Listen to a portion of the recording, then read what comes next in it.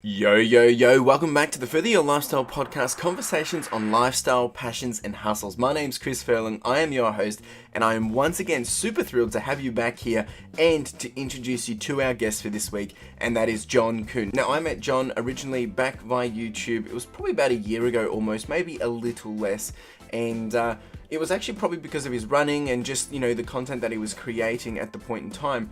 And I think one thing that has really stuck out for me of why Jon has resonated with me and why I wanted him as a guest is just his approach, his perspective, and his way of doing things. Now, he has a strong yearning of curiosity, of finding purpose, and exploring things in different ways in terms of perspective and challenging the norm once again. And like any of us, he is doing life, living life, and along the way he shares his journey. He brings together small pockets of inspiration, stories, and experiences to share the realities of life.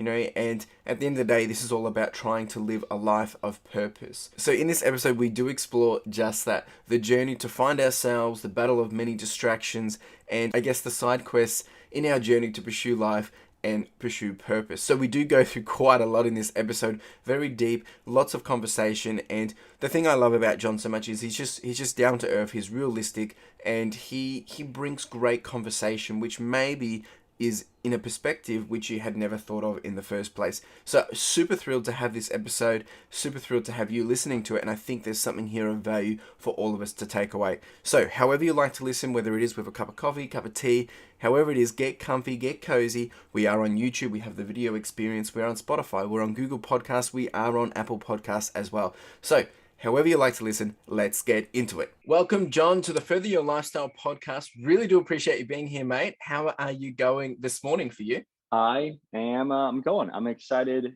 to do this with you. It's one of those things where you consume someone's content, you start talking online, and we've talked only once prior to this. Yeah. You've engaged in a charity that I was doing. So it's like I feel like I know you, and I it's such a fascinating thing, and the world we live in is confusing and also beautiful.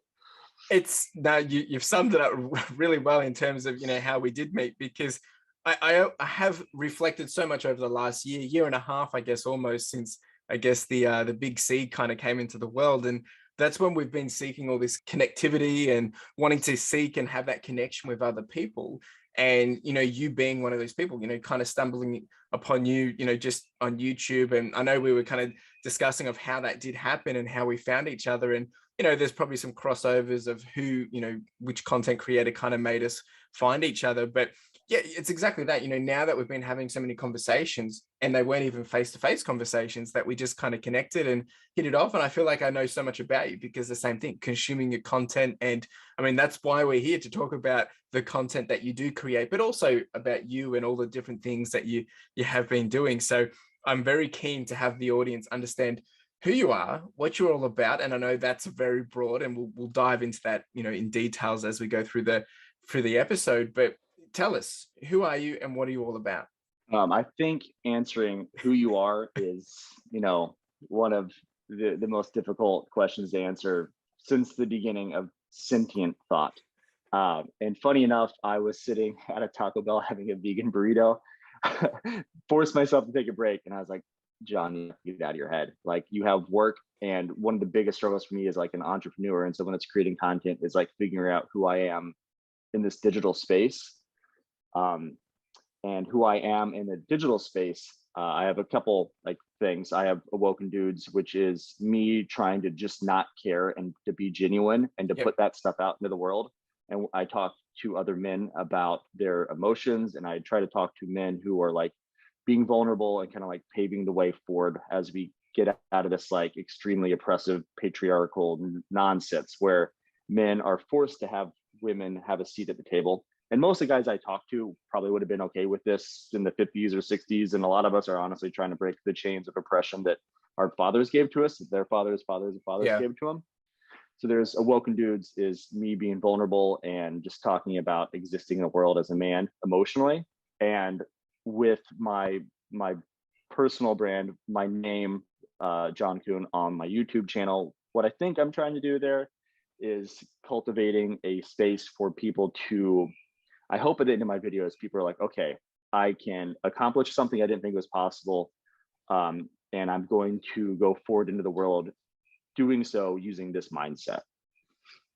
Yeah, that's deep. There's some good contrast there, but I think, together it really does sum you up really well, right? Because at the end of the day, you do like to share, whether it is the vulnerability side of things, the emotional side, but I find that you speak a lot of truth, which at the end of the day probably brings a lot of controversial topics to life, which is why I enjoy your content, because you bring such fresh perspective in everything that you're doing, right? And I know that you've got a background in a lot of different things. You've done a bit of comedy, you've done photography, videography, you're doing blogging. So you've even mentioned that now you've got your podcast. So you're doing so many different things, and you're a dad. And so, I mean, obviously all of that has come from somewhere. So can you take it a step back and, even, you can be very light on this, or you can go into detail if you like. But I guess if you think about your upbringing or background, what did you study at university? Did you even go to university? Did you study, some of those kind of things, to then what got you to where you are now around, going into comedy, going onto YouTube, and then having a videography business and all that jazz, because there's so much there. But does that even tie back to something from the early days, or is it completely different? Oh man, this is turning into a therapy session real quick. I'm trying to think of the best way to answer this. I have reflected a lot on just like the way I view the world right now, and I feel like I'm in a place where I feel confident in what I'm doing. Yeah, and I'm becoming painfully aware of how much of a victim mindset and mentality I had for a long time. I feel like I've started like breaking down the walls, or like escaping the prison that I was inside of, right?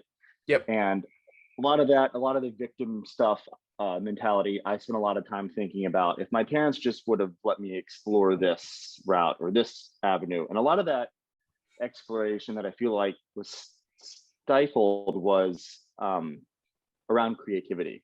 Yep. However silly it sounds, I remember drawing a shirtless boy when I was like 4 or 5, because we'd gone to the pool that day at my babysitter's house. Okay. And my babysitter, my mom, got mad at me because I drew the boy had nipples on. And like there was other detail, but they're like, you can't draw that. And I was like, well, it made me feel so shame around creativity. And then every time I tried to explore creativity going forward through high school, like I lived in a super small town where like they were very openly racist, most of the people in the town.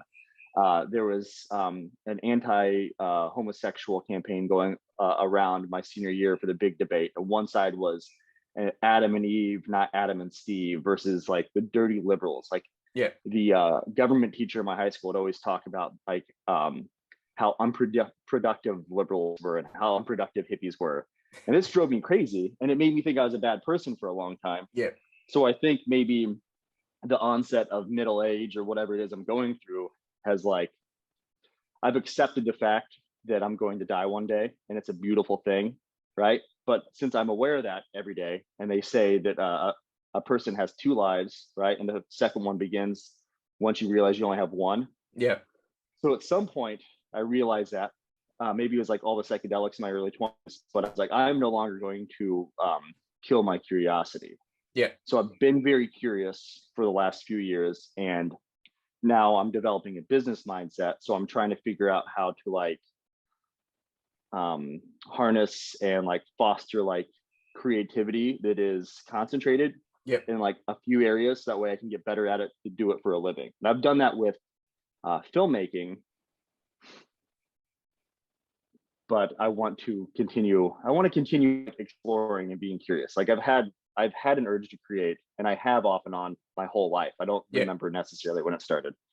Yeah, but oh, wow. I mean, there's so much there, and the first thing that I kind of wanted to pick at was you mentioned that from your upbringing and how maybe your creativity was kind of pushed away or held back, or you can't do this, and then you had the influence or people around you making statements or suggestions of what was good, what was bad, and not necessarily dictating, but I guess it has influenced you of what you thought was good, bad, ugly, truth, whatever, right? And I think that's relatable to a lot of people, and probably people listening to this, whether you're early days into your journey of life, or if you're older, I think it's very relevant to everyone, because we are our, yes, we are our own creations of who, what we define ourselves as. But a lot of the time that takes a very long time to even figure out. And we probably still continue to figure that out as we go. But a lot of it comes from, our upbringings, who our parents were, what they taught us, what they thought was right and wrong. They're just trying to do their best and whatnot. But then you have all the influences of all the rest of the ecosystem, right? And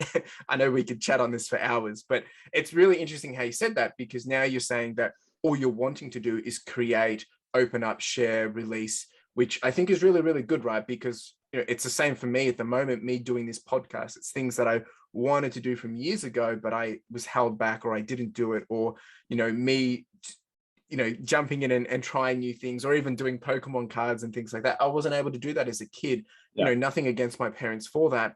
They did what they thought was right. But now I'm able to dabble in that, have some fun, and, just enjoy it, and, create and share with others while doing that. So I think as we grow up, we mature, we can have those understandings, and we can also have the maturity to understand why some people made those decisions. Of course, then there's times thinking, why did that? And we have this regret or resentment against them, which, sometimes isn't obviously going to be healthy. Now, you mentioned about your creativity and how, you wanted to make sure you're not killing off your curiosity, right? And I think everything that you're doing, whether it has been, from comedy to, you're doing video work, you're doing YouTube, all of that comes down to creativity. Even you blogging, even you talking and having a conversation, it's the creativeness of maybe your perception. It's the creativeness of you just, dabbling into something and just going down a rabbit hole into, oh, this sounds interesting. So I think it's really cool how you've kind of like turned everything around and, started to really, and I guess it's a really good segue of the first thing I really want to touch on is, it's starting to really help you determine maybe what is an idea or what a life of purpose even is, right? Because a lot of the time we think we know what our purpose is versus we have no idea. And I don't think there's a right or wrong answer with that, right? And I'm really curious to hear from your perspective, kind of summing up what you just mentioned about, discovering who you are and what you're wanting to do now is, well, what is the idea of a life of purpose, right? Because I feel like maybe you're at that point in life where you have become more self-aware and you're starting to realize, as you mentioned, that, you do have the one life, you're going to make sure you're making the most of it. So does that mean you know what a life of purpose is? Do you know what your purpose is? Or is that something you're kind of just really wanting to make sure that you're now focusing on?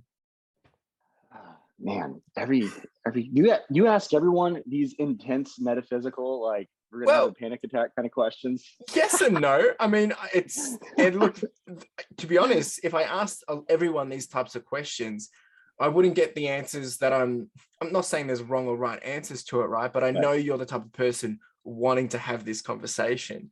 And that's exactly it, right? There is no right or wrong answer to this. And I think that's why it's a really good conversation to have, is because there's people that, at a very young age, probably the audience that I would hope that is listening to this is, late teens, early adulthood, that they're starting to understand that talking about purpose and life, it's scary stuff, or it's completely irrelevant to you, right? Because you're just wanting to get out into the big wide world and make your mark. But until you realize those things, and whether it's with maturity or realization, or, you have a big pivot in your life, that's when you all of a sudden start to realize, oh, crap, now I need to start doing something, or I want to start doing something. And people look at it both ways. They can look at it like, I regret wasting all this time, or they look at it with a pure opportunity of like, this is what I can do, and let's ride the wave. And it's a mixed bag of emotions, but I think it's important that it's a conversation that needs to happen for everyone. The sooner, I think, is better, because then you've got more time to be able to, make mistakes, learn, fail, and continue to show up and make things happen. You're beautiful. Yes. I'm sorry for kind of giving you a hard time. I was only joking. I was also trying to stall to like give myself a second to think about like the best way to answer. And comedy is my way of deflecting. I've used that my whole life. Side note, I do not hold any resentment towards my parents. And you're talking about understanding and the 4 agreements, and like in that book they talk about realizing that it's not about you. right? And the art of letting go. I have come to that point, and my mother and grandmother like facilitated a place for me to like edit with like VHS tapes and like explore some creativity later in life.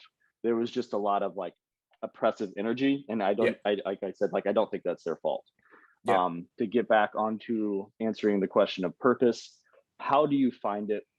I think that we can talk about this, for eons. Like we talk about Yeah. this till our last breath.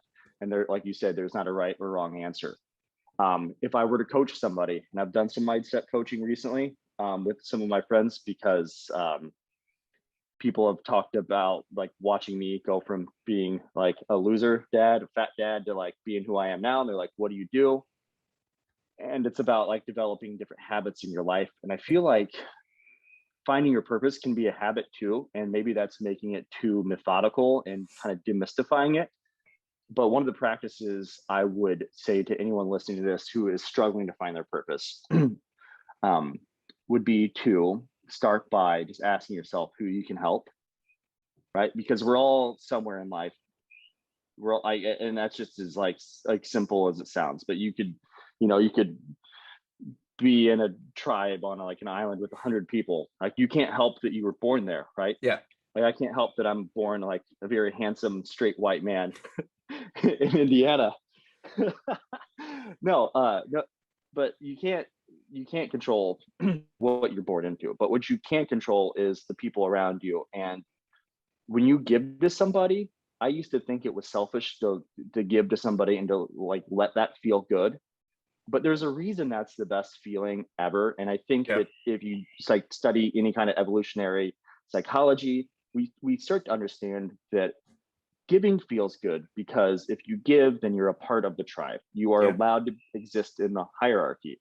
Yeah. And the more you give, the higher up in the hierarchical ladder you go. If you're giving to everybody, and pardon my crude macho like analogy, but if you're a guy and you're a warrior, you're the best warrior who Yeah. provides relatively the most, you get access to the beautiful women, and 3 or 4 at a time, because Yeah. you can protect more people, you can give more. Yeah. There's a reason that plays out naturally.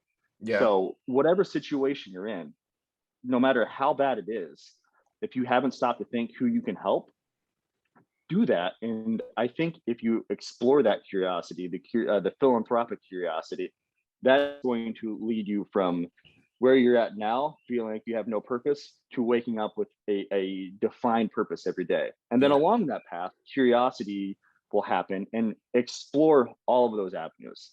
Bayo Miles, are you familiar with this chap? So who was it? Bayo Miles. No. He's a filmmaker from Australia. He okay, Bo Miles. Bo Miles. That's Sorry, why I'm like, I know half the name, and I'm like, hang on, does he? Okay, yes. Love his work. Very, very good. Very good. He said something very profound in his last film. There's like 7 junk films, and yeah. he was talking about filmmaking, and what you have to do to be a filmmaker is pick up the camera whenever you don't feel like it, and then explore a storyline, even if it feels like it's going to be inconvenient or hard. Yeah. Okay. So to find purpose, you have to look for it, even if you don't feel inspired to do so. And I think the way you do so is by figuring out who you can help. And then as you are going down that philanthropic path, there are going to be opportunities that arise. For myself in my life, anecdotally, when I got a DSLR, no one was going to give me money. And I didn't have enough self-awareness at the time to be like, okay, just because you have a professional camera, it doesn't mean you're good. I sucked, and I'm still getting better.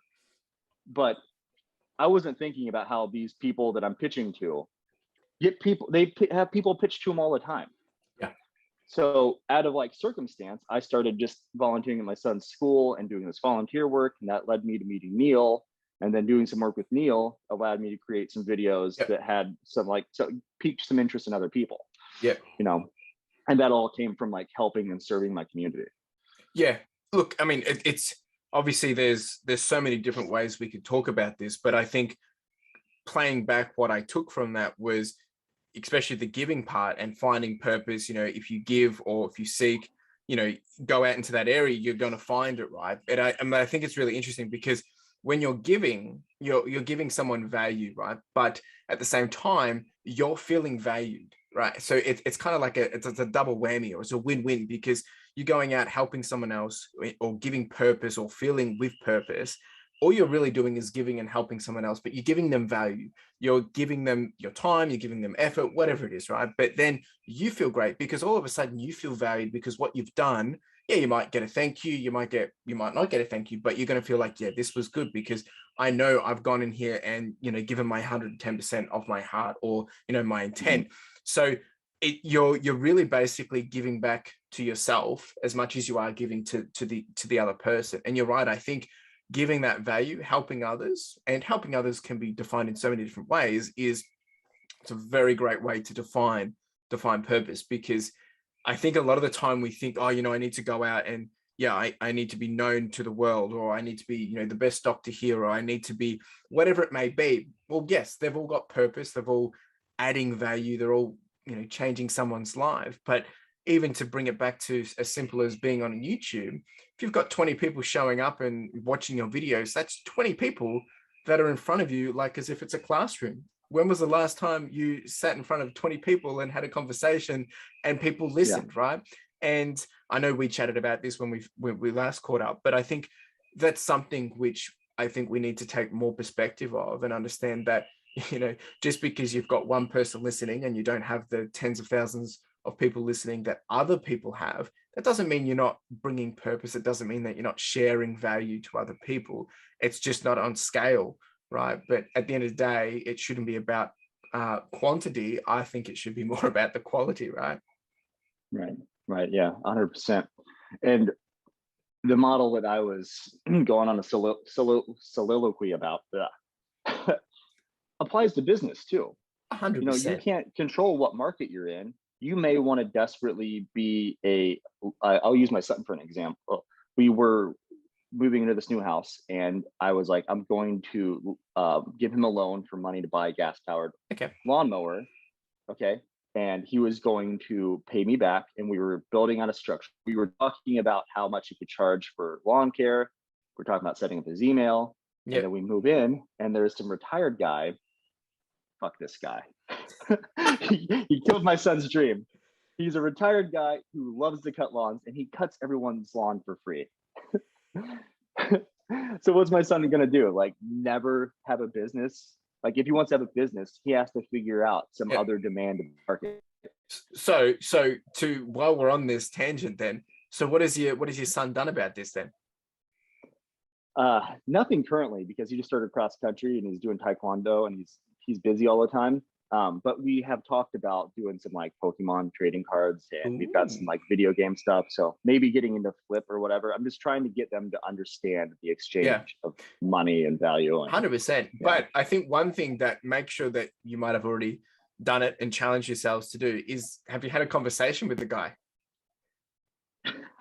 No, I met him for the first time this morning.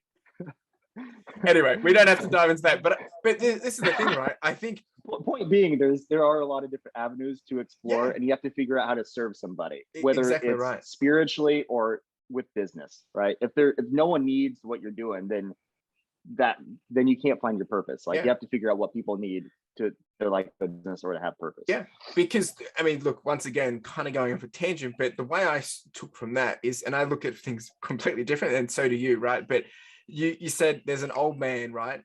And you said he was retired, is he? Like, right? So what I took from that was, well, obviously he's got so much spare time that he likes to be able to give back and help other people, which means if he's really good at mowing the lawns, that's probably the best person your son could be hanging around if he wanted to scale his business, because he's going to want to be able to teach someone. He's going to want to be able to have someone else that's got an interest in it. And your son can take and absorb all that very quickly and naturally just take over and learn those skills. Working with him for free, as like what you did with, doing some of the editing for the school and things like that. Once again, it's free learning, but you're going to be able to then take that and be ahead of the next guy on the next street that isn't doing it for free, but charging people, but your son can come in and do a better service, right? So I think this, and I think it's a really good example, because that's exactly, we can look at things in so many different ways and avenues, and it really comes down to how you tackle it, how you approach it, and how you pivot, because not any way is going to be perfect, and not every way is going to be the right way either. But I think it's very interesting, as you said, how we kind of then develop and manage that curiosity or opportunity in some sense, will, obviously have different results or consequences as we continue to pursue purpose or find what that purpose looks like. Yeah. Are you familiar with the story of the shoe salesman in Africa? It sounds familiar, but please enlighten me. There's a shoe salesman. He's in Africa. He goes into this village. No one has ever worn shoes. This guy is having like the hardest time. He's like trying to sell people shoes. He's like, this will make your life better. And no one wants to buy it. He gives up pretty quickly. And he's leaving town. And on the way out of town, he sees another shoe salesman. He's coming into town. This guy's all like chipper, like, oh my gosh, life is great. And the guy who's leaving town says, I'm just going to give you a warning. Everyone in that town has never even heard of shoes. They don't care. If I were you, I would skip that town. And the eager salesman, the optimistic salesman, is like, oh, a bunch of people that I can teach and they can learn about the wonders of shoes. And he goes into the town, holds a few seminars, teaches people like the benefits of wearing shoes, and sells to everybody in the town, right? Yeah, it's just a matter, like you said, of seeing the opportunity. That's exactly right. And it's, once again, it's perspective and how we approach things differently, because it's kind of like how when I'm doing the reselling, one man's trash is another man's treasure, right? And in that perspective, he saw the opportunity where someone else saw like, this is a dead end and I'm going to fail. So it really does come down to mindset, understanding, education, what you've learned, and there's so much to that. So look, I mean, I know we can talk about purpose for so long, so I want to bring it back to you. So I guess, if you could summarize in very short form, what does a life of purpose look like for you? Like, do you know what your purpose is currently, or do you know what that looks like and what you're trying to pursue? I have a very serious purpose, and it's defined, naturally by my family and my partner. I guess I could choose to not be a dad. I could choose to leave my fiance and her stepdaughter. But my purpose has become simplified with them because I don't want to overthink it. I love them and I want to protect them. I would die for every single one of them without pause, right? So it's just holding myself accountable and always turning the attention back to myself and asking myself in every situation, what is the most you can do to make this situation the best for everybody around you? And anytime there's a snafu or there's a problem, instead of blaming other people, my role as a leader is to look back and say, what could I have done to make that differently? Even if it was like 2 days earlier, I didn't get something done, and then that's why we're running late to get out the door now. Okay. So my purpose is honestly just to be the best version of myself that I can be for my family. Yeah. It's I feel like people are probably thinking, well, that's cliche, but at the same time, I feel like it's actually quite hard to say that, because in some people's perspective, it might be cliche. It's like, oh, to be the best person you possibly can.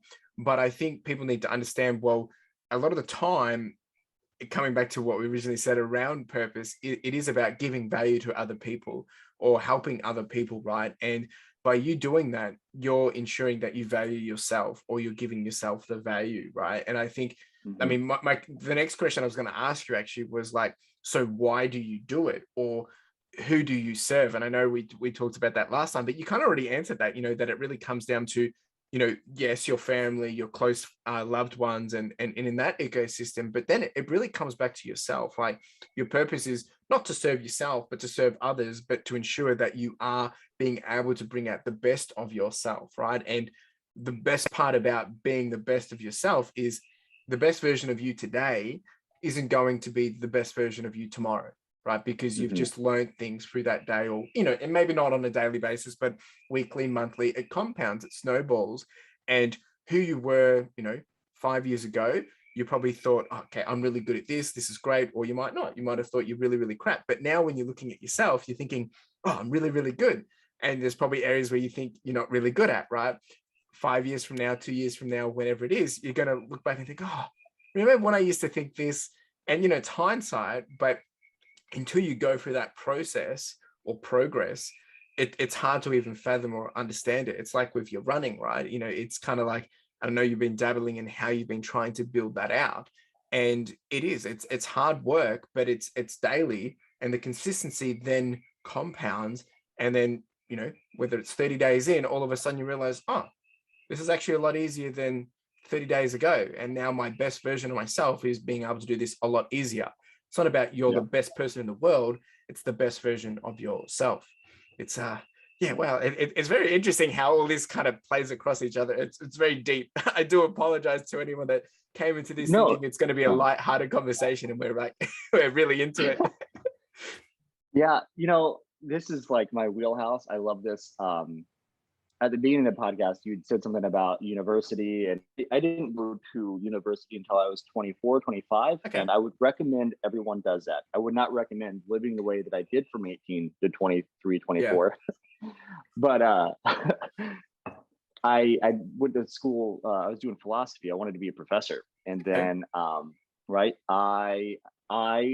I don't think I was a drug addict, but I definitely did not say no to drugs. And oh man, what a wonderful experience in a lot of regards, also a lot of terrible things. And fortunately for my my son's mother, she did not want to stop partying whenever it came time to have a kid and do all this. And she found herself incarcerated. Okay. And I was 24, going to school, working a full-time job, and had a baby on my own.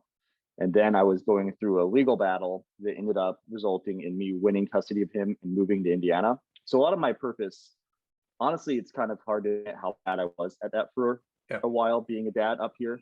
Like I just kind of like skated by. But philosophy was like definitely like a huge interest of mine, and always has been. And having these kind of conversations that could go on forever, it's always been a favorite thing of mine. But it's hard to distill and figure out what the value is, in my opinion. Because I don't articulate this in a way that I would like to on my YouTube channel. Maybe that. I don't know. Yeah, well, I mean, I know I would counter that and say, well, I receive from your YouTube channel differently to how you would, because you're creating it, right? So always, it's like when you cook something, it doesn't taste good, but when someone else cooks exactly the same thing, it's like, oh, this is heaven, right? So it's because I think my food tastes great, by the way. Okay, well, but so maybe but it could also be a confidence thing, and I think a lot of the time it is, right? But it's interesting that you said you wanted to be a professor and philosophical or philosophy, and it's very ironic because that's you're the perfect match for that, from these conversations, from the content that you create. And what's interesting though is literally what you just said about your YouTube. And for anyone that's listening, if you haven't checked out Jon's YouTube, go jump over there. There's lots of great conversations and insights about the world and life and just everything, kind of like we're chatting on today. But I think it's very interesting because you said you wanted to be a professor, but the stuff you talk about on a day-to-day basis on your channel, or whether it's in your blog and all the different mediums that you're doing, is kind of like, in some sense, the tip of the iceberg of what you would be talking about if you were a professor.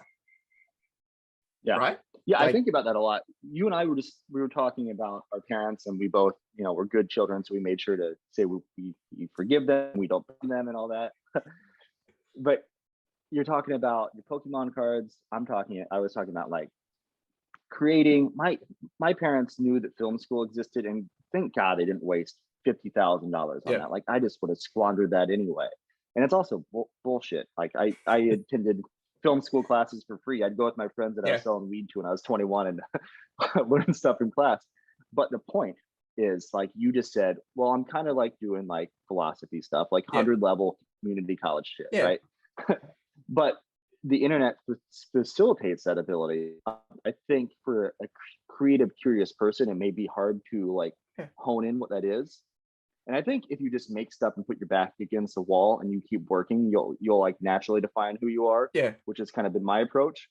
But with your Pokemon cards and like eBay being a thing, it's like that wasn't even a thing. Like, well, no one knew to tell us to do that 20 years ago. Well, yeah, that's very true. And I think it's a great parallel around, hindsight is one of those things, is because you mentioned that, you would encourage people not to go straight into university, right? But you only know that now, right? You would, you going into university, you wouldn't have said, you shouldn't go into university when you start. That was your decision, what you did.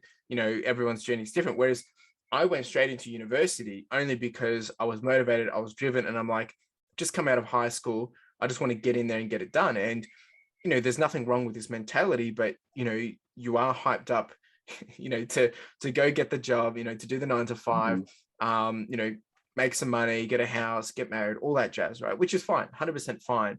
But at the same time, now that I reflect back on it, I'm thinking, I remember sitting down with, you have like a career counselor while you're going through high school before going into university. And we had to pick out our top 10 or top 12 subjects or courses that we were going to study at university, because if you didn't get your first preference, naturally you would then get additional offers. So they wanted me to put up to 10 to 12 of these in case I didn't get my fifth one, then maybe I'll get an offer from my eighth one. And I'm thinking, hang on a second, like, yeah, the first two preferences were probably the two courses that I really wanted to do, Bachelor of IT, and I think it was, something else, information technology. And then there was all these other ones. I'm thinking, these have got nothing to do with what I want to do, but they're kind of like pathways to get me there. And it just felt so forced, right? And obviously back then, I don't know what I know now. So to me, that's normal. But I look back at it and I'm like, where was the people saying, by the way, you go create a YouTube channel, and if you wanted to just, do Pokemon cards or flip on eBay, or, even if you wanted to just do comedy on YouTube or have a YouTube channel about finance, I'm just using YouTube as an example, that didn't exist. But the same thing, they didn't have that perspective mindset either. So it's not really their fault either. But it kind of comes back to the first thing when we first started, having this conversation, is that, we are having all this influence from people before us, and they can't tell us what they don't know. So in order for us to find purpose, in order for us to discover, we have to go out and experience, learn, and understand. But at the same time, I think we're living in a world where this opportunity, like this conversation, if I had the ability to listen to this conversation when I was at an age where I'm thinking, do I go to university? Do I go pursue my passion? Do I go, explore more or follow the curiosity?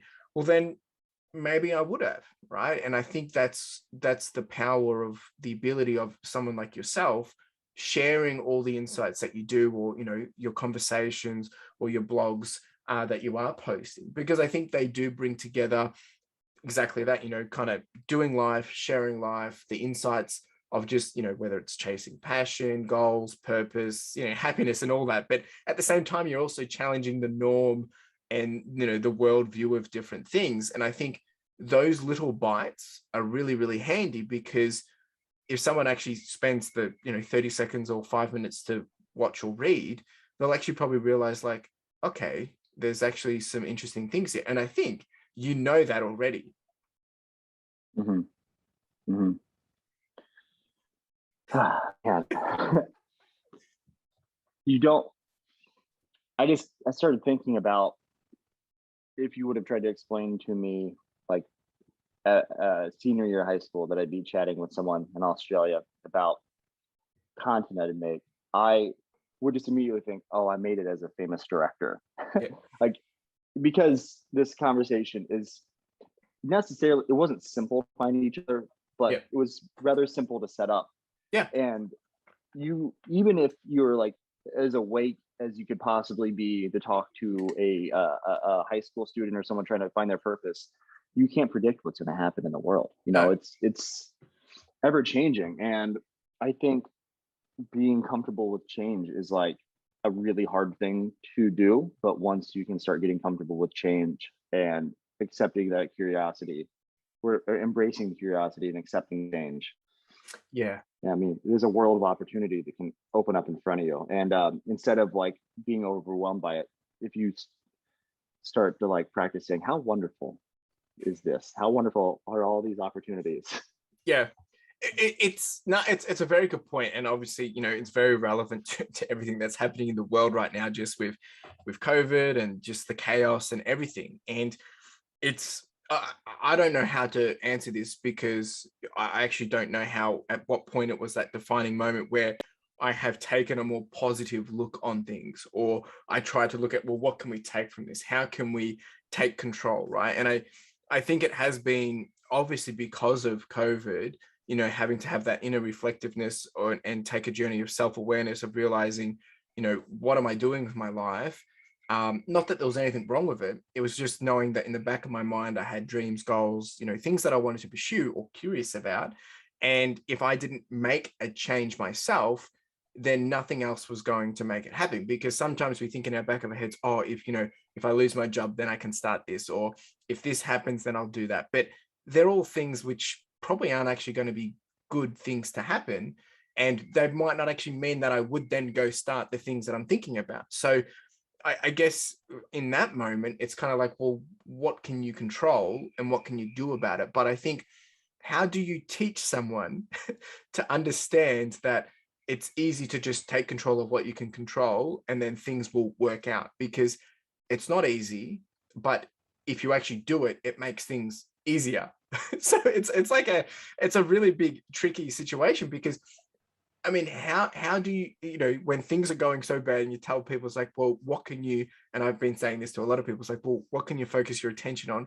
What can you control? And that's what you should be focusing on. And, you know, it's very overwhelming to just say that, expecting people can just take it and run with it. Right. That's very stoic of you, by the way, focusing on like what you can control and like letting go of the rest.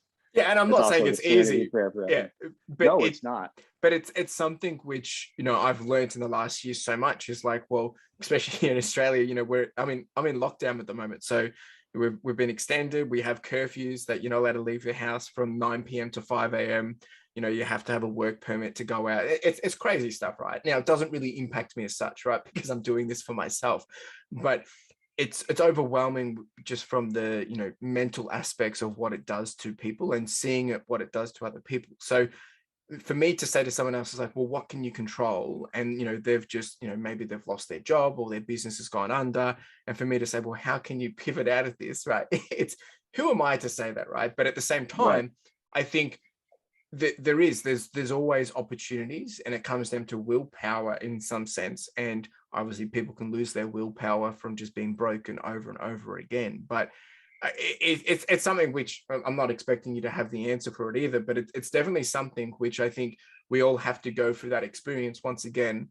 And then you come out and realize, okay, if I had made this decision, if I had spent the time doing this, then maybe we might have had a different result. It's kind of like, you know, when you do something naughty and your parents ground you, right? And then the next time, you know, not to do that, because then you won't be grounded. So the only way maybe to learn that if I just focus on something that I can control and not put the energy on things that you can't, well, then you will actually progress. Yeah, it's like, how do you do 100 push-ups if you've never done push-ups? You can't just do them all at once. You can try. Like, I made a video about this where Yeah. I had to be like super honest about how little physical like body resistant like activity I've been doing, and I wanted to do 100 push-ups a day, and I did like 40 to 60 in one day, and then I couldn't do push-ups for a week. Yeah. So like, same with your brain. You have to like start like small. Like, if you have a moment and you're starting to freak out, just take a second, take a deep breath, right? Yeah. And with content, I think of myself with what I'm doing and what I want to do is like, I want to be a piece to someone's puzzle to figuring out their brain. Because for me, when I quit my job, when my fiance started making enough, she made as much money as we were both making working, and my job was causing a lot of stress and trust issues between us. So it didn't make sense for me to go to work. Yep. And I stopped for a while, and I probably played too many video games. I started trying to edit videos, and it was bad. And all the skills I had didn't make sense with my life. I felt like I had no skills, which was partially true. And the thing that, and I went to a dark place. I hate to even say it, but like, I thought about killing myself literally like every day for like probably 6 months. Wow. And what got me out of that, and what kind of started my motivation to start making these like self-helpy, like infotainment kind of videos on YouTube, was everyone like from Gary Vee to like smaller channels and people like you, Chris, and like all these people creating. Like, I started following a guy named Cody Warner, started watching him vlog every day, right? It wasn't just one person. It was me being desperate and just hearing enough people that I viewed as successful, because they were further down the road than I was at. Like, I couldn't, I was still editing in like a program called Share Filmora, which is basically like an editor on your iPhone. These Yep. people were miles ahead of me, but they all kept sharing obvious truths, Yeah. which to me, honestly, at the time were not obvious. Yeah. So other than saying the cliche, like just keep going, right? But you can't define someone else's rock bottom. You can't define Correct. someone else's purpose. But if you're struggling and you're having a hard time and you're listening to this, just keep learning and eventually it's going to click. Okay, all Yeah. of these people are saying this. And then after a while, your brain is going to be able to do the equivalent of 100 push-ups. Yeah. Like, right? Like I've had, unfortunately, a lot of crazy things happen in my life. Some were not any fault of mine. A lot of them were probably faults of Yeah. mine. But like when the ceiling of my the house collapsed here Yeah. like 6 months ago, like I realized I was like I thrive in situations like that because I can now like identify what an emergency is and I know what really matters to me. Yeah. And as long as that's good, I feel like that was kind of all over the place, but it does. Like you said, there isn't an answer. It just for Yeah. me personally, it took continually hearing enough people say the same shit like Yeah. don't cry about things you can't control and focus on what you can and go from there. And then like that knowledge just builds. Yeah. I mean, you would think, if there's a lot of people saying the same thing, it's not like it's some big conspiracy or hoax, right? Like, I mean, it really does come down to that success does leave clues and there is a consistent message being shared. Now, at the same time, if anyone has watched any of these creators, there's we can talk about the cliche of Casey Neistat, right? We all started at zero, right? But I've followed so many different people while doing my own YouTube and seeing them grow, right? And, a lot of the greats or the OGs of YouTube, they've been on it for 10 to 15 years. And you think about, well, if I had started 10 to 15 years ago, where would have I been? Not necessarily on YouTube, but anything, right? And I think that's the other thing which we tend to, do ourselves not as a favor is we jump into, whether it is Instagram, YouTube, and all of a sudden we see all these people doing things, but they're further along a timeline and we can become so overwhelmed with thinking, well, that's where I want to be, but I can't even fathom of how to get there, right? But I think, you saying about the push-ups, breaking it down to something as small as that, because I think, people could probably, with the right adrenaline, maybe smash out 100 push-ups if they wanted to, but could they smash out 100 push-ups per day? No way, right? Because they're just going to get exhausted. They're just going to get tired. But I think if people actually take the small bites and say, okay, I'm going to do one push-up today. I'm going to do one and a bit more tomorrow. I'm going to do 3, 4, and see it grow. All of a sudden, their mind starts to realize that, okay, this is easier. It's the same with running. It's the same with all those different things in building habits.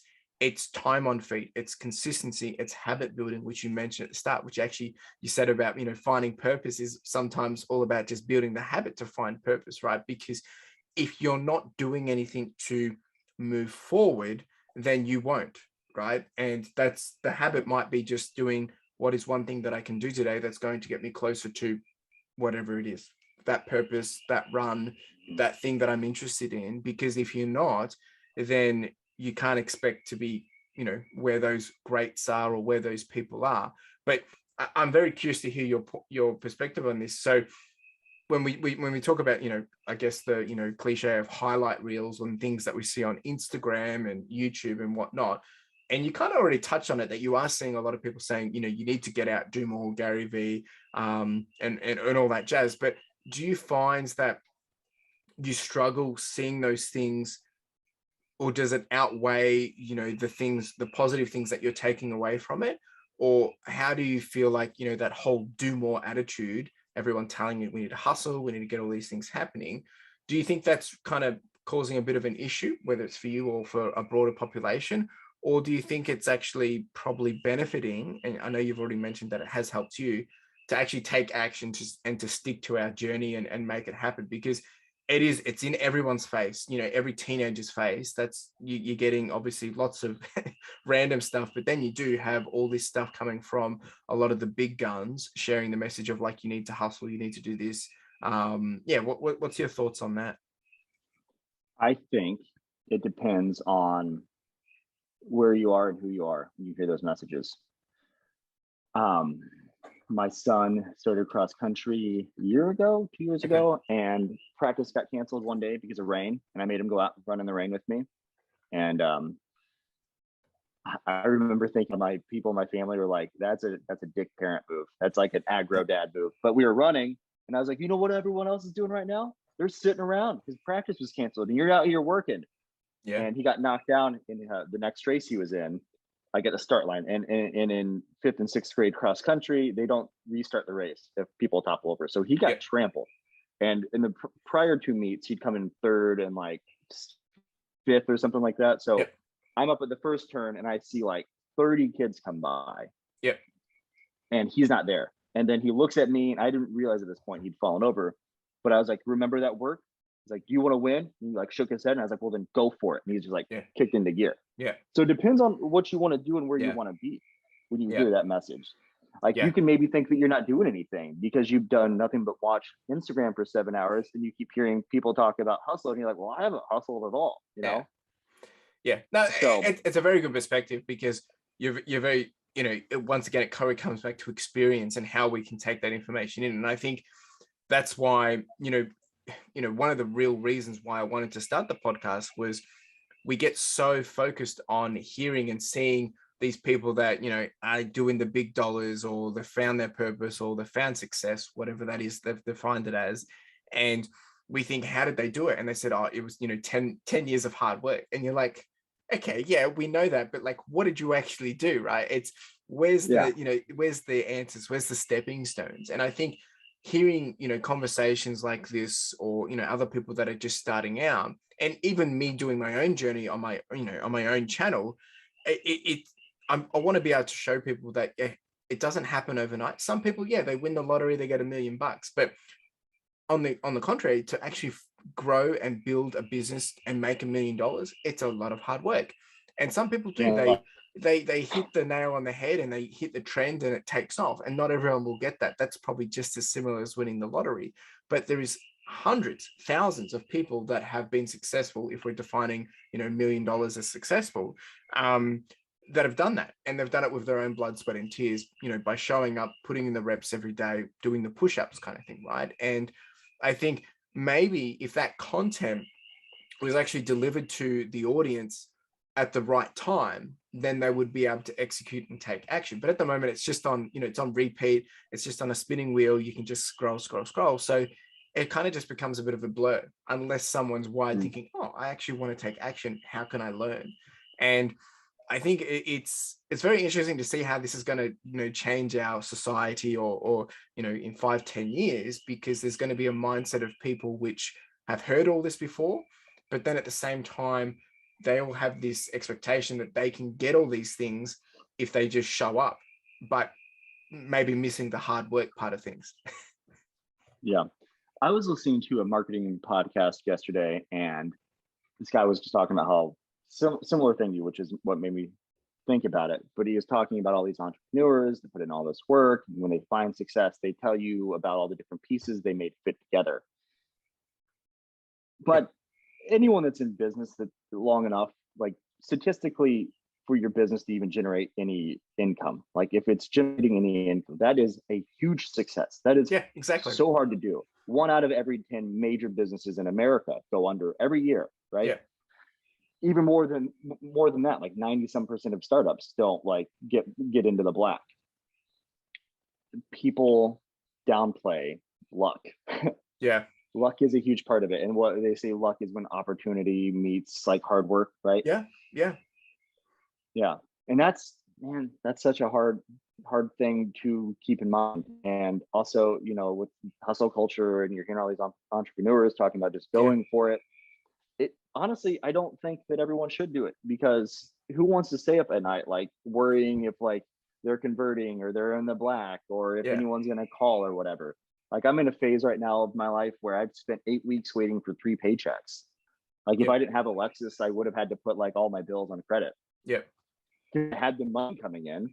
It's a decent chunk of change, but like I accidentally put the wrong address on an invoice. And then the guy who owns the company that I'm working for went on a motorcycle journey for 3 weeks. I'm like, oh my God. And they're like a huge client. They're like the biggest client I've ever gotten. So like, I couldn't contact him. And then a L'Oreal, like this like skincare company, like smaller check, but I spent, I don't know, probably 30 hours trying to get paid $500 from these people because none of the processing stuff was working. Yeah. So that's a nightmare. No one talks about that when they talk about sponsorships or they talk about like being a filmmaker and all this stuff. Like it is a lot. And there's luck in it too. Yeah. And that's right. That's the reality of it. And I think, playing back onto the luck part is that's opportunity, right? Yes, people are lucky, but they're only lucky because they were putting themselves in a position where the opportunity came up so that they could say yes, or that they were there at the right time. Now, people say, oh, you were at the right place at the right time, or you were served a silver platter. Yeah, if you were born into it, I wouldn't say it's lucky. That's just what you're born into, right? It's just the way life is.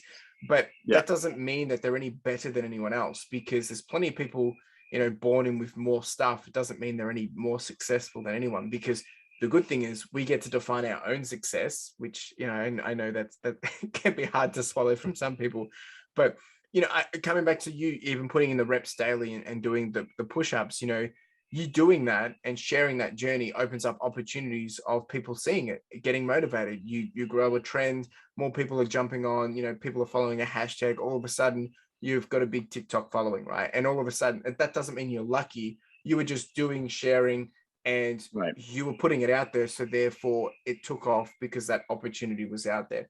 You weren't, you might've been lucky, but it was more so because you were intentful. You were putting it out with the intent to just share and grow. And it took off, right? Because you've inspired someone. Someone saw it when they needed to see it. So they shared it and continues to grow, right? And I think that's why it is so important to continue showing up and, moving forwards, as we've kind of been talking about this whole conversation of like pivoting, adjusting, finding ways to progress. And once again, we're pursuing your purpose and, bringing value or giving to other people. Because if you're doing that, then you're probably always going to be moving forward, right? Because it's either going to be you spending your money, it's either going to be you helping them with action, or you're creating something which is going to then inspire someone else later. So it all really comes down to, the effort you put in is the result you're going to get potentially. Right. And I'm working on this piece, and it's like how my collaboration with Matt Diavella changed my life. Oh yeah. Spoiler alert, it did not change my life, and I didn't collab with him. But what did happen is I tweeted about his newsletter, and he screenshot my review of his newsletter and put it into the beginning of his video, which made me fanboy real hard to see my face and my logo on his screen. But I thought, man, if anyone searches the name on that review, I put in enough work that they can get sucked into my ecosystem. Because my views are like, you could argue my channel's dead at this point, like very, very few views. But what does happen is occasionally I'll get a spike in views, and it's from like a couple people or one person. They will see something of mine and then they'll get sucked up into that. So it's a matter of time, I guess, before I get lucky, right? I could never get lucky and get something picked up into a trending or whatever. But what is true is that there are people there who are seeing it and they're sticking around for whatever reason, right? Hopefully it's a reason that I've determined, because that means I'm like fairly competent. So I think saying the luck thing is divisive, because it could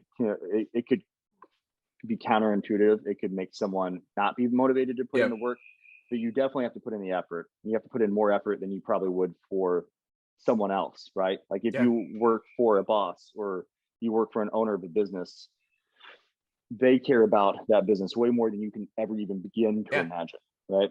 It's the same thing if you start down on a creative path. Like you're gonna have that passion. You're gonna, you like you said, you have to define success for yourself. So for me, success would be like if I can make a full-time living making videos, even if that means like I peak out at like 400 subscribers ever, you know. Then the rest is luck and work, right? All that stuff. Oh, I know we could chat about this for ages. So I want to dive in and touch on, and you've been alluding and you've mentioned so many different areas that I want to jump into next, which is, about yourself. You're a dad, you are a business owner, and you are someone kind of just figuring things out as you go, right? Learning and adjusting. And I want to hear a bit about, working for yourself, because you are doing, it's interesting because, you do have a business, but you're doing a YouTube, you're blogging, you've got a podcast, you're doing so many different things. So when we talk about working for yourself, if someone was to ask you, oh, what do you do for a living? What do you do and how is it going? I have a media business. I spend the majority of my time filming branding videos for businesses, small to medium businesses, anywhere from like 1 to 100 employees. Okay. And generally where I start is solo filmmaking, because there can be professional quality there. And it's also budget friendly. Okay. And then the podcast and your other, I guess, side gigs or YouTube hustles, whatever we want to call them, those on the side. So how do they play into you working for yourself, or are they actually just hobbies and things which are maybe dreams, ideas of things that you want to take off in the long run, or are you putting them more there hoping that kind of like investments in some sense, or how do they weigh up against your business? A couple of things. I view YouTube as a business, and it is like the biggest thing that weighs on my mind right now. I'm like constantly trying to solve that puzzle. I'm like, what can I do? Because clearly it's not working. And then I have to remind myself, I am talking to you because of YouTube. Maybe I can refine my process, but what's fucked about it is if I log into YouTube after this conversation and I saw that a video gone viral, I would think that I was doing something right. Yeah. And I understand that's like part of metrics and vanity metrics and all that, but that's the name of the game, right? Yeah. So that's the luck of you showing up all the time. Right, exactly. But what has influenced my real life business is I have in my demo reel, there are some of the skits that I filmed with my son because they're fairly complicated. Oh, yep. Life is good. If you didn't know my son, you would think he was an actor that I'd worked with, right? So I've got content for my demo reel, so I've been able to develop spec pieces and then also make like self-help content. Yeah. And then also I've had people that follow me that I will reach out to in real life that are in my local market, and they see me continually putting things out. Yeah. And if I'm in a phase of life where I'm putting out like high quality like reels and I'm like doing talking head pieces, I've had people that are potential clients or warm leads reach out to me like, we should do something together. Yeah, it's like kind of putting your skin in the game and showing what's the possibilities and things like that. So look, I mean, once again, I'm more just curious because hearing people that are doing a YouTube or having a podcast or doing a blog or whatever, it's always curious to understand their take on it, because some people say, oh, I'm not serious about that, I'm just doing it. And what annoys me so much is when people say, oh, I'm not serious about it. And then these are the people that have like, 5, 10, 20,000 subscribers. And you think, hang on, you're not serious about this, but you're obviously doing something right. And on the contrary, I've seen people that have, gone in with the intent of just to do something small and then blown up, right? And, become, 100,000 subscribers literally within a week overnight kind of thing. And then they've looked at it thinking, well, hang on, I didn't want this, right? Or I didn't realize I didn't want this. And I think seeing those two different worlds and then hearing yours as well is, it's kind of beautiful because, I think what you're creating, which is why we're originally having this conversation in the first place, is worth sharing more, right? Because otherwise I wouldn't be having you on the podcast, because, I think what you share, what you create, what you do, there's some truth there. There's some really good, valid conversation that I think of value that people need to hear and understand. And I haven't watched all your content, but I've watched enough to think, well, this is the type of person that I think can encourage, influence, inspire other people, right? And I think, when we look at our own stuff, we tend to obviously play, really hard on ourselves because, that's normal, right? And I think, it's interesting. We've talked about so much around, making sure that we do continue to push on. And you're continuing to push on, and you've spoken about how you see your YouTube as a business, because it's the thing that's always on your mind. And I want to actually just clarify with you. So would you find doing your business easier than doing your YouTube? Man, yeah, the goals are more clearly defined. With Yeah. my business, I thought no one's ever going to pay me to use my camera. Yeah. And then someone did. And I was like, okay, this is awesome, right? Yeah. And I still struggle with business a little bit because my end like purpose is to be able to give Alexis the freedom that I feel like I have. Yeah. Like she may not want to quit her job, but just for me to say, hey, you can quit your job today if you want, and Yeah. to be able to financially provide that for her. Yeah, business is a little bit more defined. I'm able to figure out like different ways to approach the market. And like I said, with like YouTube, like right now, like I could have a video that's becoming massively consumed Yeah. by an audience, and then that would mean that that was a success. Yeah. I don't think I would divert too much from what I was doing because I resonate with what I'm making now. The danger of what I just said too is like I had a blog post about this where I said going accidentally viral almost ruined my life. Oh, yeah, yeah, I yeah. had a video, I had like a prank style video where I was like trying to kiss my homophobic grandpa, and he like was like smacking me in my head. Yep. If I would have been paying attention to YouTube, that's what I would have done. I would have become that person. Yeah. So, whenever you go into business, this is very important. And whenever you go into YouTube too, you have to be like aware of like what you are creating, because you don't want to create a prison cell for yourself, right? Yeah. It's very true. It really comes back to the conversation we've had in this entire episode, which is that purpose, right? And understanding what's the intent, the purpose, the focus of that YouTube, of the business, Yeah. of whatever you're Yeah. creating. And I think anyone that's listening it's exactly that, right? I mean, purpose will evolve and change and grow over time, but sometimes, for me, when I started my YouTube channel, it was as simple as like, well, I've got a camera, I enjoy running, I feel like other people might find value from this or enjoy it, or want to see how I, learned how to run a 5K or a 10K. Now, then when you create it, you think, oh my gosh, this is horrible, Mm-hmm. right? But then, 5-6 years later, here we are. And, I have created that content, I've pivoted, I'm now doing a lot more than just running. And I look back and think I could never have fathomed this now, but it's something that I always wanted, right? And it's just weird to be able to reflect on that. And I think if people just continue to understand, well, what's your North Star? Where do you want to be going? And Mm-hmm. keep moving in that direction. Not saying you have to be hustling, but you're moving in that direction. Well, then when you get there, you're going to be satisfied. I'm not saying it's going to be easy and you're going to be happy along the way, but you'll get there and be satisfied. Because if you get so wrapped up on just the vanity metrics and things like, oh, I need to have 1,000 subscribers, you're going to get there and you think, crap, now what? Right. And because at the end of the day, that shouldn't be your purpose. Your purpose shouldn't be about to get 1,000 subscribers or a number or whatever. It should be about, well, what do you actually want to create? What are you defining the purpose of the YouTube channel? And I think that would, I'm just using YouTube as an example, but business, anything you're creating. And it's a good parallel to life, right? Because if we don't kind of set what are we trying to achieve, and you summed it up so well there. You said that you want to be able to give Alexis, the ability to say, if you wanted to quit, you can, right?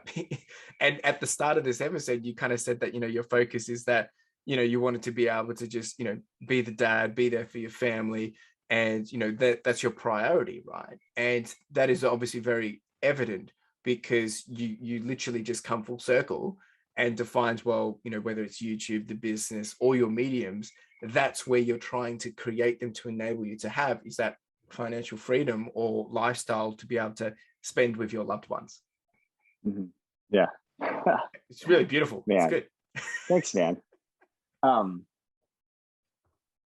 Before I started making content online, I wanted to like inspire a bunch of people because I'd like got out of the hole I was in, started running. I couldn't even make it around the block.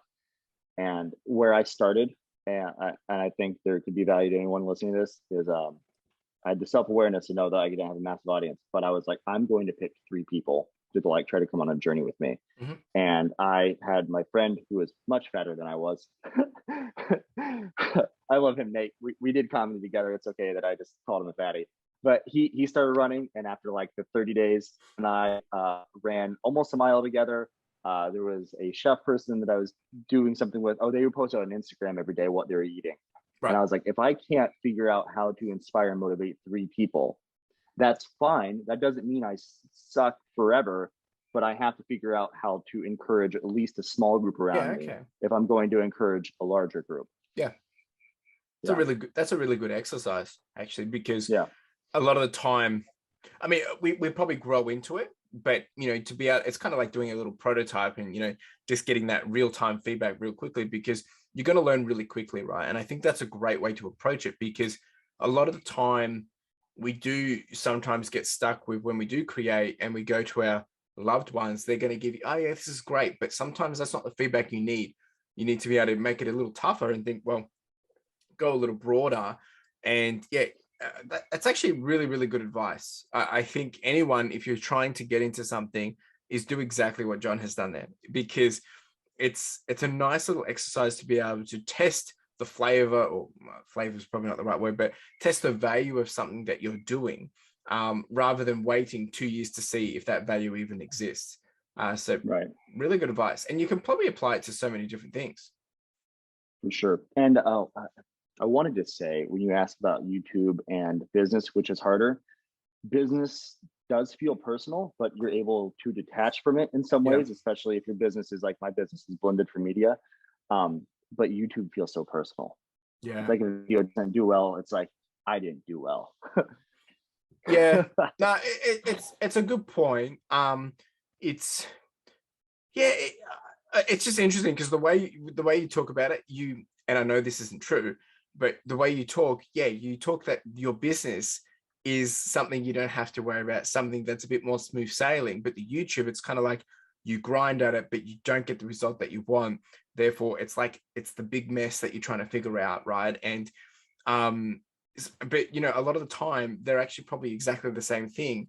Maybe just because you're in a more of a groove or further along the timeline in the business, you're just more confident with it, or you're just like, well, I've been paid, so it clearly is working. Whereas on YouTube, you haven't necessarily got the result of whatever it is you're looking for, to help you then click and think, oh my gosh, I'm making a difference, or I'm having purpose here, or whatever it is. But that's okay as well, because you continue to move forward and you're adapting and adjusting and trying and learning, and eventually something will stick, right? It's kind of like, painters, they throw things together and then they sell it for millions of dollars all of a sudden. And it's like, well, why did you make this? And it's kind of like, well, this one I liked the most. It's like, yeah. I made myself work for 8 hours. And this is what happened. Exactly. No, you are right. Like, especially doing like the majority of what I do solo. If I ever work with a team of people, they are subcontractors. So I don't have like employees on payroll. But just cognitively, I'm able to be like, this is a business move I have to make, or I don't have potential people coming in the door, so I need to do sales for my business. Does it still feel bad? Yeah. Mike Birbiglia, comic, talked about the difference between being a songwriter bombing on stage and a comic. And he's like, if you're a songwriter, you're playing the guitar, you're singing the song, and the crowd is like, they start booing or they're quiet. They don't like the song. But if you're a comic and you're up there and you're bombing, they're like, we don't like you. And Alexis called me a masochist the other night. She's like, I figured you out. You're a masochist, because I like doing things where it's that personal. And I think YouTube is harder than business. One, you are, I'm not saying you're wrong, because you're so right about the confidence and everything else.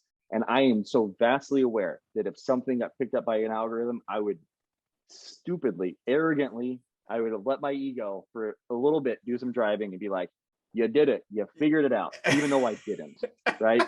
And you got to enjoy the little wins.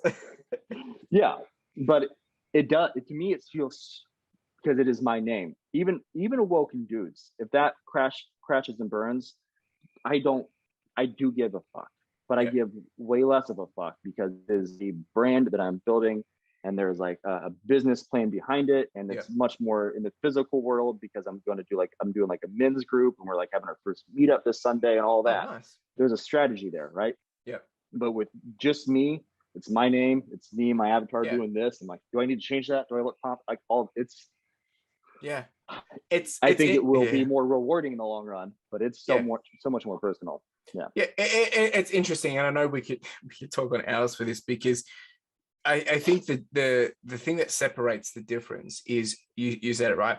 It's personal, and if it's your brand, if it's you, you shouldn't necessarily have to strategize you. Now, there might be a business lens that you can apply to it of yourself, and how can you reach out to more people? But at the end of the day, when it comes to personal branding, you don't want to be forcing yourself to be upon other people. The idea is that you want yourself to attract the people, right? And the people will come for themselves.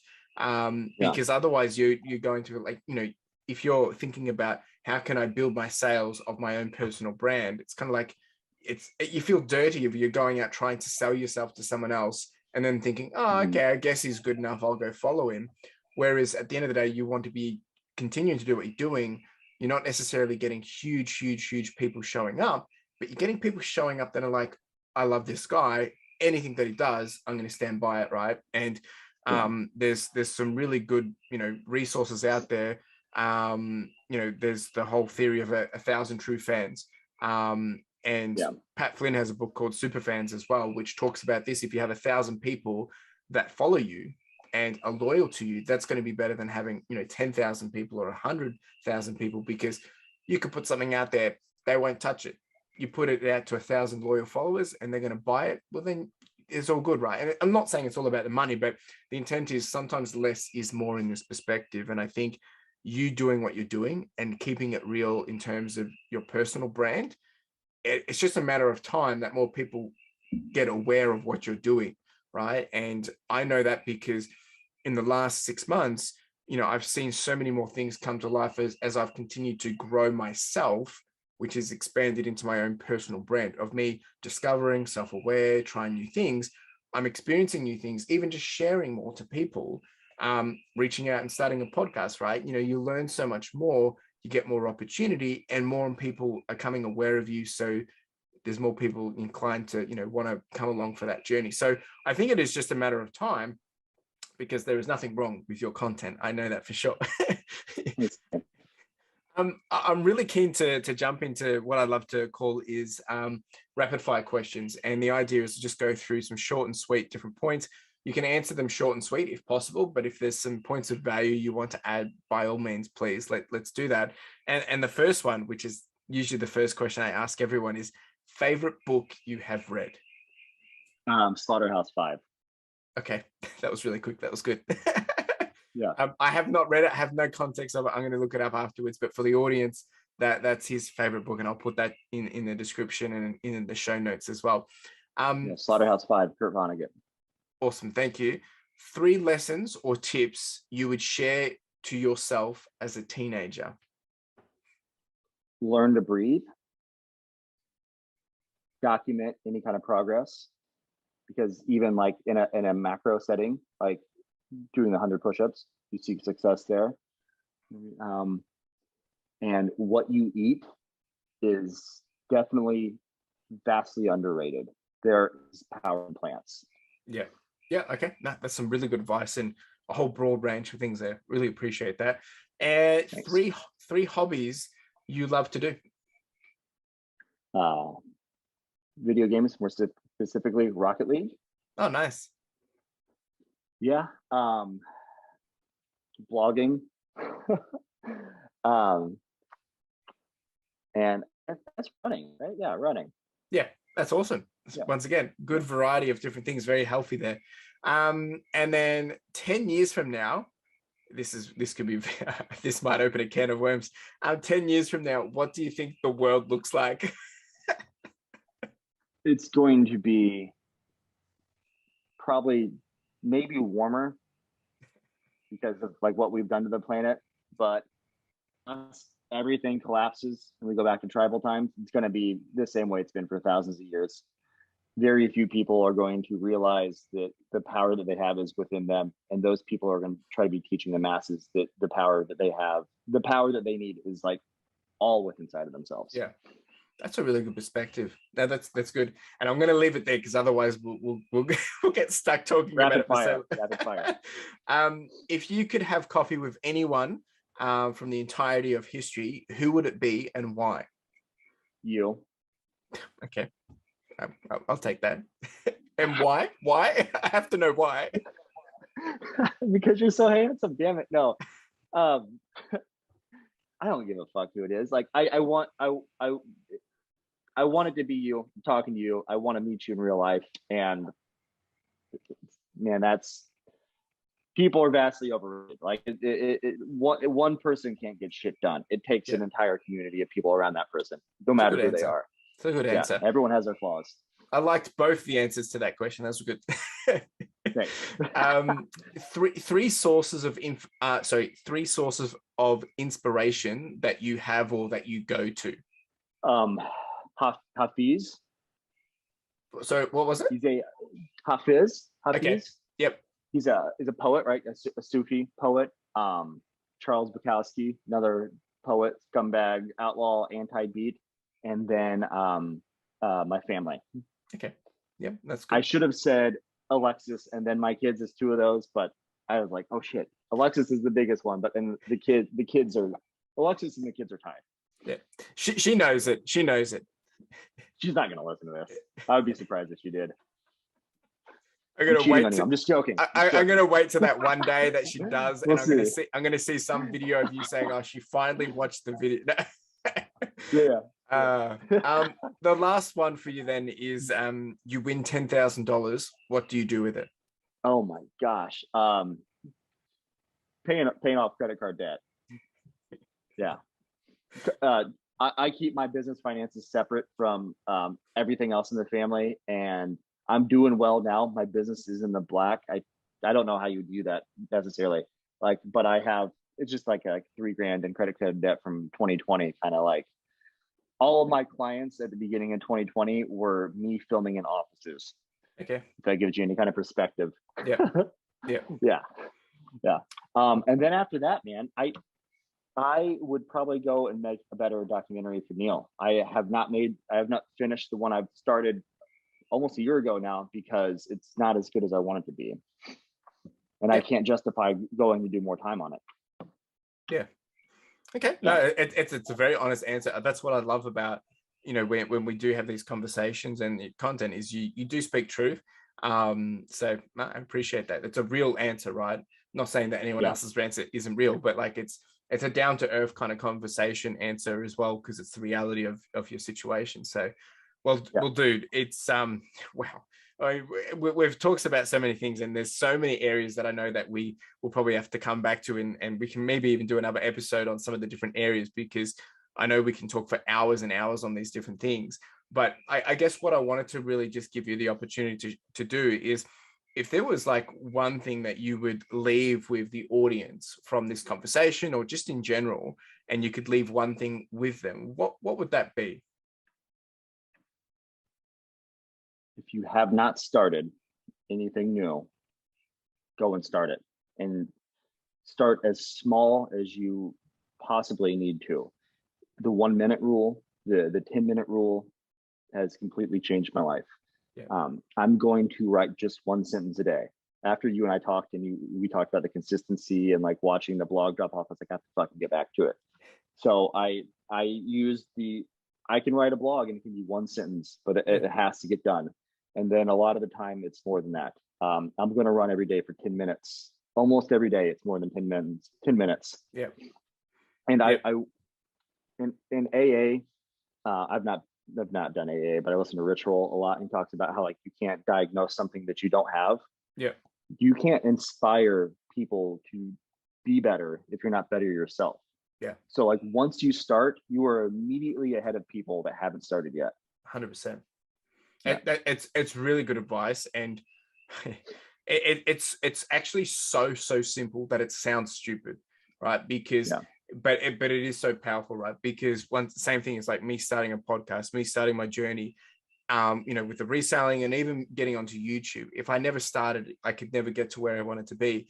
If anything, I look back and think, oh, where would I have been if I actually started this when I had the original idea, right? And, you wait 3-4 years before you even take action on it. And I think it's breaking it down to those smaller things of what can I do that's small enough that gets me moving, that gets me on, that snowballing progress, because over time, as you said, naturally you're just doing more of it and it just comes it comes easier. I'm not saying it's easy, it just comes easier. So dude, that's some powerful good advice, and I challenge everyone to make sure you do take action, do some homework, and actually do it, because I guarantee you that if you do it, that you would thank Jon for that advice, because over time it just outweighs everything so much.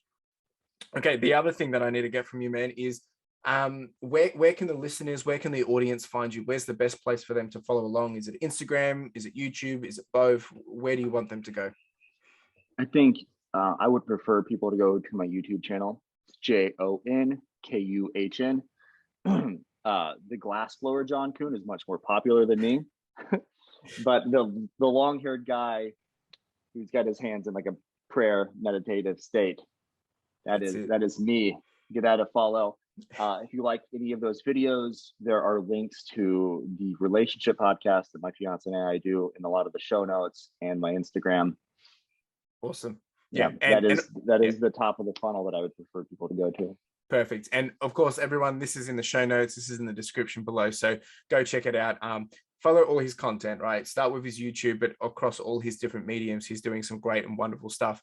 Well, Jon, it's been an absolute pleasure having you here. And I know there's so many more things that we probably could have dived into, but I think that's just the beauty of, who you are and the type of human being that you are, that you bring so much great conversation, so much perspective, and, different perspectives that I think helps us challenge, the ways that we probably traditionally look at things. And that comes from you putting in the work, living life, going through experience, and now being willing and open to share it, right? And that's easier said than done, to be able to open up and challenge things and, not care what other people are thinking. So I really do appreciate it. And you being on this podcast is all because of you and the content that you create. So I can't emphasize enough for people to go jump over and have a look at your stuff. So mate, it's been an absolute pleasure. Thank you so much. Thanks, Nate. The pleasure is all mine. My brain just kind of like stuttered, like a slipping transmission in a car. But no, legitimately, the pleasure is all mine. I'm beyond humbled that you even asked me to do this, and you've taken time out of your busy life, your precious life to spend with me. It's honestly amazing. And if you're still listening to this, look, even if you have 1 million subscribers and you do a podcast with somebody, you're only talking to that person. That is never going to change. Always be where your feet are. Yeah, some more good advice. Well, really do appreciate it, Jon. And yeah, you have a wonderful day, man. Cheers. You too, mate. Bye. So there you go. What an awesome episode. And how cool is Jon? I mean, Jon brings so many different things, right? He's doing his running, he's doing his YouTube, he's a videographer, he has a business in there, he's doing blogging, he's doing podcasting, and he used to do comedy, and there's so many things that he's doing. And I think, without me trying to pull apart and dive into all the things that we've just discussed, I first want to really encourage you all to jump over to his YouTube channel, and this is in the description below, and he did mention it as well. Go over there, have a look, see what he's all about, see what he's doing, because his content is short and sweet, and it's different for everyone. And I think it also brings some fresh perspective for everyone in a different way or another. So that would be my first thing I suggest you go do. But, the key takeaway for me in this episode was simply just the conversation, and being able to have a deeper conversation around some of the, more challenging and overwhelming questions, and I guess topics that I guess we all ask ourselves at some point. And that is really about, how do we define purpose, or how do we find purpose, and how do we live a life of purpose? And diving into that, I think it's really, really great to be able to have that back and forth, understanding different perspectives, and hopefully there has been something in this episode which you've been able to take away. Of course, I would encourage you to reach out to myself, reach out to Jon if you do have more questions, or if you have some curiosity, as Jon really does love the curiosity side of things. And I think that is also another key takeaway, is exploring that, seeing where it takes you, and seeing what opportunity can come to life. So it's been an absolute honor to be able to have this conversation between you and Jon, and to bridge this connection. And Once again, I cannot emphasize enough to go see what he's doing. Check out his content. All the links are in the description below, and you can see him on Instagram, YouTube, Medium, all those great places. So I really do appreciate you being here. It's been an absolute pleasure. My name's CLFurlong. I am your host, and you have a wonderful day. Cheers. Now, if you didn't know, we do have the podcast merch, and this is with a key focus of enamel pins. Now, if you haven't checked these out, make sure you do, because the intent of these are really just to be a small token and a reminder for you to charge on, to push on, and to further your lifestyle. Whether it is a gift for someone else to encourage them, or maybe to inspire them, or maybe it's a way to motivate yourself, or you can simply just make a purchase to simply support the podcast, which would be greatly appreciated. We do also have some sweaters and some long tees, so make sure you check it out. Link in the description and in the show notes. Really do appreciate it. Cheers.